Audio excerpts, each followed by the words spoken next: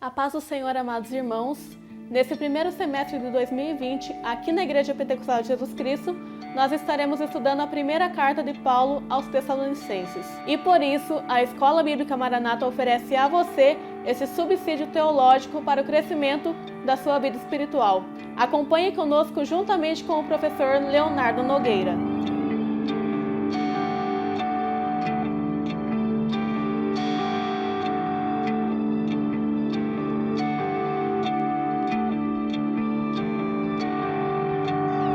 Para essa quinta aula, cujo título é A Apologia do Apóstolo, eu convido você para ler o nosso texto base, que se encontra na primeira carta de Paulo aos Tessalonicenses, capítulo 2, versículos 13 ao 20, que dizem: Por isso também damos, sem cessar, graças a Deus, pois, havendo recebido de nós a palavra da pregação de Deus, a recebestes não como palavra de homens, mas, segundo é na verdade, como palavra de Deus, a qual também opera em vós, os que crestes.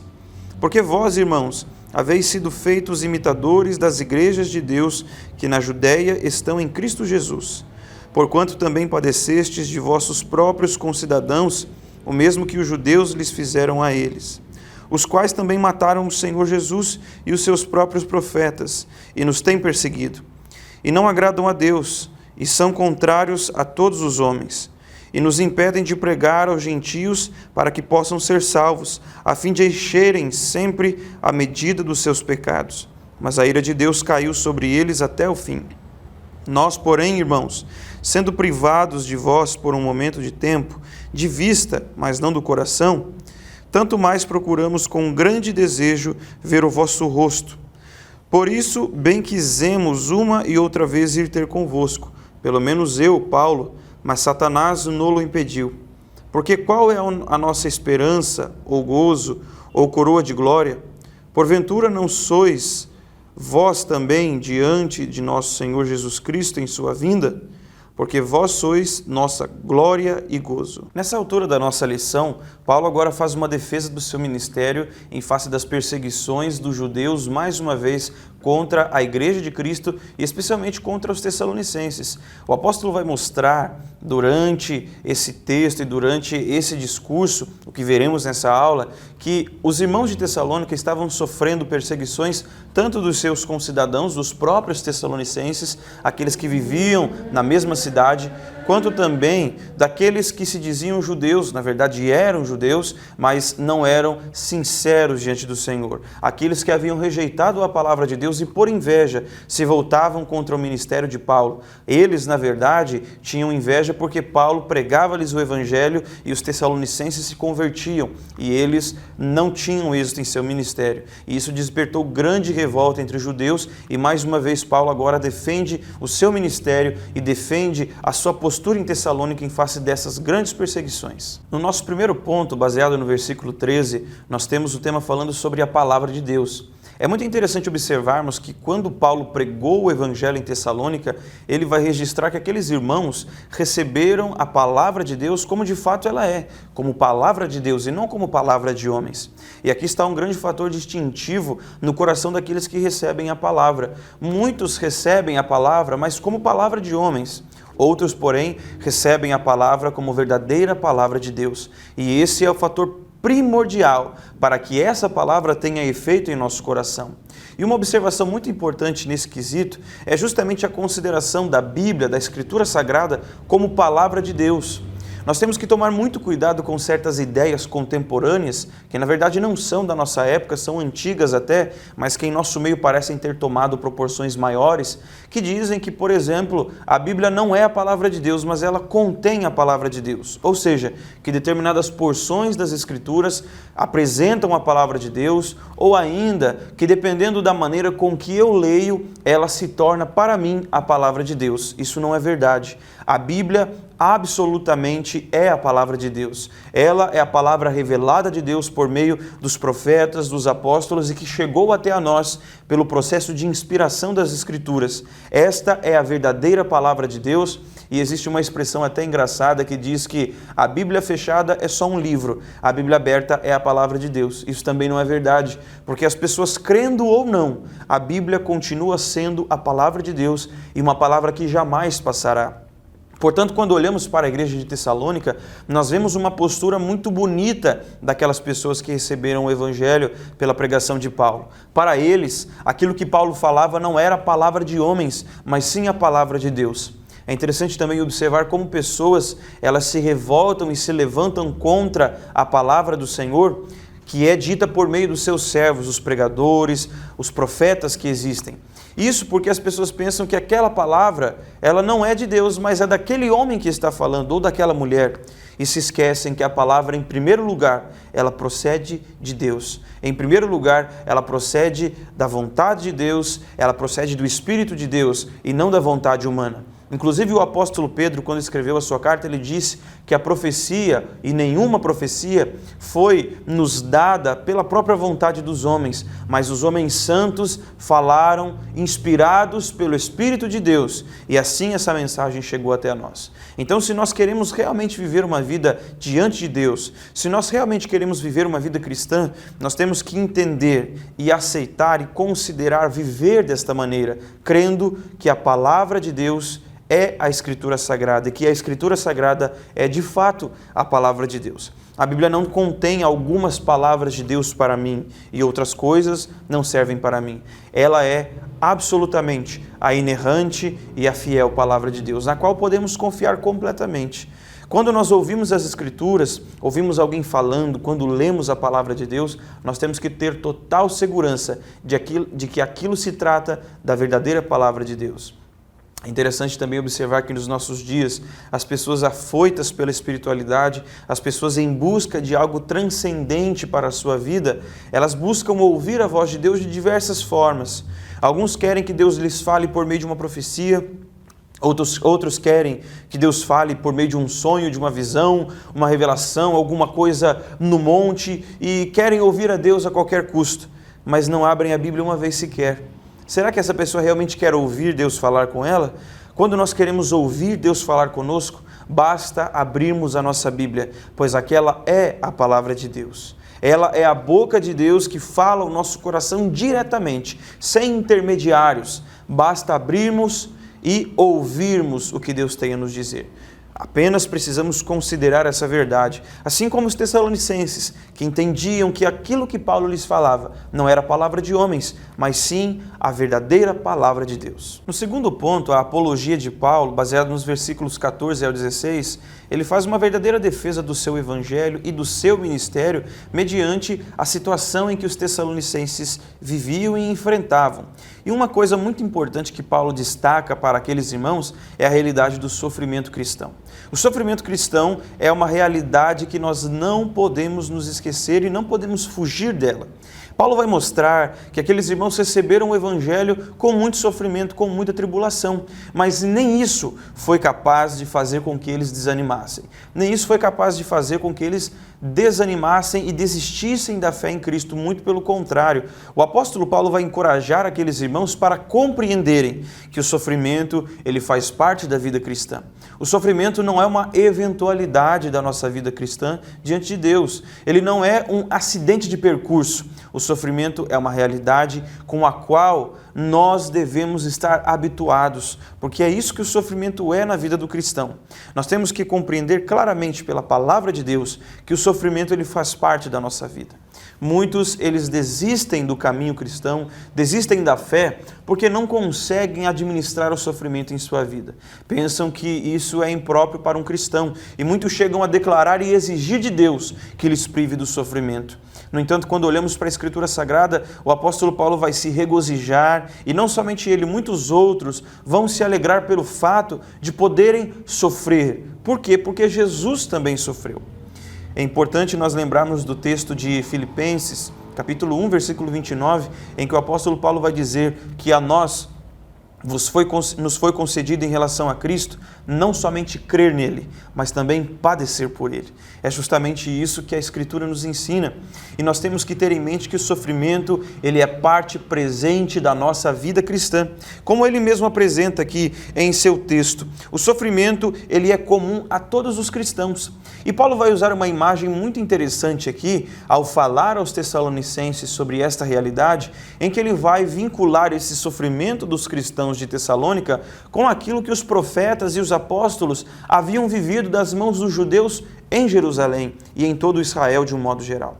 A Escritura é muito clara em mostrar que os profetas do Senhor, aqueles que se levantaram em nome do Senhor para anunciar a sua mensagem, foram duramente perseguidos. Eles foram rejeitados, eles foram maltratados e por fim foram mortos. O próprio Senhor Jesus, ele vai lamentar sobre Jerusalém dizendo: Jerusalém, Jerusalém, que matas os profetas que te são enviados. Quantas vezes eu quis te ajuntar debaixo das minhas asas, como a galinha junta os seus pintainhos, e vocês não me receberam, vocês me rejeitaram.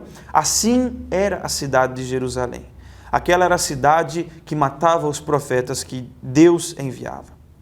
Aquela era a cidade que rejeitava os mensageiros do Senhor. E o próprio Senhor Jesus vai contar uma parábola que ilustra justamente isso. Um certo homem tinha uma vinha e deixou outros homens arrendando aquela vinha, assalariados e trabalhando ali. Quando enviou seus servos para prestarem contas, aqueles homens mataram os seus servos. Depois ele enviou outros servos, mataram de novo esses servos. Por fim ele pensou: vou enviar o meu filho, o herdeiro de tudo isso. Quem sabe eles terão respeito por ele. E quando chegou lá, este filho também foi morto por aqueles servos. E é justamente isso que acontecia em Jerusalém. Deus enviava os seus servos para pregarem a palavra diuturnamente. E mesmo assim eles rejeitavam, maltratavam e até matavam esses que Deus enviava. E Paulo está mostrando para os Tessalonicenses que essa era também a realidade daquela igreja. Eles haviam sido rejeitados pelos seus próprios compatriotas. Eles haviam sido maltratados pelos seus conterrâneos. Mas o apóstolo os encoraja para compreender que o sofrimento ele faz parte da vida do cristão, independente de por onde ele venha até nós. Inclusive o apóstolo Pedro vai nos lembrar, dizendo assim em sua carta: Amados, não estranheis a ardente prova que há de vir sobre vós para vos tentar, como se coisa estranha vos parecesse. Antes, alegrai-vos pelo fato de serdes participantes dos mesmos sofrimentos que Cristo padeceu. Então a Bíblia nos apresenta que o sofrimento ele faz parte da nossa vida cristã. Nós não podemos imaginar uma vida cristã sem cruz. E o que é cruz? Jesus, quando nos orientou, quando ele ensinou os seus discípulos e ensinou a nós também, ele disse muito claramente: cada um deve tomar a sua cruz a cada dia e me seguir. Se nós pensarmos em cruz, o que é cruz? Para onde a cruz leva? A cruz não é um playground, a cruz não é um divertimento, a cruz não é um passeio, a cruz é sofrimento. E para onde Jesus levou a cruz? Jesus levou a sua cruz até o Gólgota, onde ele morreu e sofreu por causa dos pecados da humanidade. E se nós devemos levar a cruz no mesmo caminho que ele seguiu, nós estamos então levando a cruz de sofrimento para o mesmo caminho de sofrimento que ele levou. Mas nós não podemos esquecer também aquilo que está escrito na carta aos Hebreus, que Cristo, tendo em vista o prêmio que lhe estava proposto, a recompensa que lhe estava proposta, ele olhou para a cruz e se animou em prosseguir, porque a cruz para ele seria apenas um meio de atingir e de alcançar aquilo que estava prometido a ele. Assim também para nós, e é isso que Paulo também escreve em uma de suas epístolas, dizendo que essa breve e momentânea tribulação nem se compara à glória que em nós há de ser revelada. Aquilo que padecemos não se compara àquilo que Deus nos entregará. A recompensa, o galardão que receberemos das mãos do Senhor não se comparam àquilo que padecemos por um momento apenas. Lembre-se que nós desfrutaremos de toda a eternidade com Deus e de todas as suas bênçãos, e isso em face de um sofrimento momentâneo e transitório, no qual o Senhor nos ajuda a enfrentar. Por isso devemos compreender que o sofrimento, ele é uma realidade na vida do cristão. E não é uma realidade que deve nos desanimar, mas é uma realidade que deve nos fazer prosseguir. É uma realidade que deve nos fazer animar para ir cada vez mais além em nossa vida cristã. Lembre-se que o sofrimento faz parte da nossa vida e por isso não podemos desanimar diante dele. Outra observação importante sobre o sofrimento na vida do cristão é que o sofrimento é um sinal da aprovação divina. Ao contrário do que muitos pensam, que o sofrimento ele vai falar ou mostrar que Deus não está conosco ou talvez que ele nos abandonou, muitíssimo pelo contrário. A Escritura nos mostra que aqueles que sofrem por amor a Cristo é um sinal de que sobre eles repousa o Espírito de Deus e da glória de Deus. É muito interessante o que a Escritura diz nesse aspecto, porque quando nós pensamos em sofrimento, pensamos logo em que Deus não está perto de nós. Talvez esse é o momento em que Deus se afaste de nós por algum momento para permitir o sofrimento. Mas não é assim. Quando sofremos por amor a Cristo, quando somos dignos disso, isso é um sinal da aprovação de Deus. Lembre-se que aqueles que não amam a Cristo jamais sofrerão por Ele. Aqueles que não servem a Deus jamais sofrerão por causa do seu reino. Mas aqueles que estão debaixo da presença de Deus e aqueles sobre quem repousa o Espírito do Senhor, eles hão de padecer tribulações e perseguições. Essa é a promessa da palavra. Por isso, quando você estiver sofrendo, lembre-se que isso é um sinal da aprovação de Deus sobre as nossas vidas, porque aqueles que Deus rejeita, eles jamais sofrerão por amor a Cristo. No ponto 3 da nossa lição, a glória de Deus, baseada nos versículos 17 ao 20, o apóstolo Paulo vai mostrar aos irmãos de Tessalônica que todo aquele sofrimento, além de ter um propósito e ser um sinal da aprovação de Deus, era apenas uma fase que antecipava algo muito glorioso para aqueles irmãos. Nós temos que entender que o sofrimento é apenas uma fase da nossa vida que antecipa, que antecede momentos de glória de Deus em nossa vida. E é justamente isso que o apóstolo Paulo vai mostrar. E aquilo que ele estava fazendo nada mais era do que um encorajamento para aqueles irmãos que estavam padecendo na verdade, mas que deveriam tomar ânimo sabendo que algo glorioso os esperava. Eles deveriam tomar ânimo sabendo que coisas gloriosas estavam por vir em suas vidas. A visão do futuro dava-lhes esperança o suficiente para que eles prosseguissem. Aquilo que esperava eles no além era algo suficientemente grande para fazer com que aqueles irmãos prosseguissem em sua jornada cristã. E com isso, Paulo vai falar de um assunto muito glorioso, que é justamente o tema desta carta, que é a vinda do Senhor. Aquele momento tão esperado pelos salvos, aquele momento tão aguardado pela Igreja de Cristo e que havia sido prometido também àqueles irmãos que agora faziam parte da Igreja. A esperança desse evento era o suficiente para animar aqueles irmãos a prosseguirem. Aquilo que eles esperavam, aquilo que eles aguardavam e aquilo que estava por vir era suficiente para que eles prosseguissem firmes em sua fé. E como nós vemos aqui em nossa lição, a esperança, a alegria e a coroa do apóstolo Paulo naquele grande dia seria ver também esses irmãos diante do Senhor. Devemos entender que o zelo do apóstolo em apresentar aquela igreja como a verdadeira noiva de Cristo perante o seu Senhor era justamente o que alegrava o apóstolo e seria a maior recompensa dele. A recompensa do trabalhador é o fruto do seu trabalho. Se você pensar em um agricultor, a maior recompensa que ele pode ter do seu trabalho é quando, ao final de todo o cultivo, ele pode ver os frutos e pode colher e se alimentar desses frutos. Ele pode usufruir de tudo aquilo que ele por muito tempo sofreu para cultivar. E mais ou menos assim funciona também a lógica do ministério cristão, principalmente daqueles que têm como responsabilidade, debaixo de sua autoridade, um rebanho ao qual eles devem apresentar a Deus e diante de quem eles devem prestar contas disso. A alegria de Paulo, o gozo, a esperança, o prazer de Paulo seria um dia ver todos aqueles irmãos por quem ele havia batalhado e por quem ele havia sofrido também diante do Senhor. Seria ver todos aqueles irmãos salvos e em pé diante de Cristo em seu dia. A maior alegria de um pastor é ver o seu rebanho diante de Cristo. A maior alegria de um pastor é ver que os seus estão diante do Senhor com fidelidade e interesse de coração, prontos para receberem Cristo em seu dia.